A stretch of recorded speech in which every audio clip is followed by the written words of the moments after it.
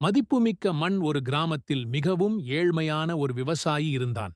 அவனது நிலம் மிகவும் சிறியது. அங்கே விளையும் தானியம் அவனுக்கும் அவன் குடும்பத்திற்கும் உணவளிக்க மட்டுமே போதுமானதாக இருந்தது. ஒரு நாள் அவன் தன் நிலத்தில் வேலை செய்து கொண்டிருந்த போது திடீரென நிலத்திலிருந்து ஒரு சிறிய தங்கப் புதையல் கிடைத்தது. அதைக் கண்ட அவன் முதலில் மகிழ்ச்சியடைந்தான். ஆனால் உடனடியாக, இந்தத் தங்கம் இப்போது என் வாழ்க்கையை மாற்றிவிடும். நான் ஒரு பெரிய கோடீஸ்வரனாகி விடுவேன்.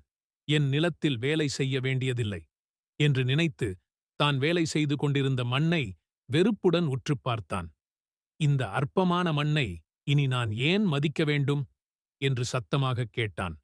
அவன் தங்கம் கிடைத்த அதே இடத்தில் பல ஆண்டுகளாகத்தான் பயன்படுத்திய சிறிய மண்வெட்டியை தூக்கி எறிய முயன்றபோது கீழே இருந்த ஒரு பழைய ஓலைச் சுவடியைக் கண்டான்.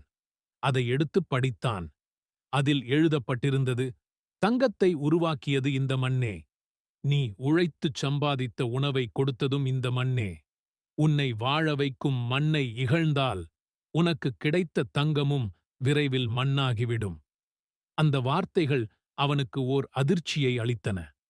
தன் தவறை உணர்ந்தான். அவன் தங்கத்தைக் கண்டதால் ஏற்பட்ட ஆணவத்தை விட்டுவிட்டு தனது நிலத்தை வணங்கி மீண்டும் உழவு செய்ய ஆரம்பித்தான்.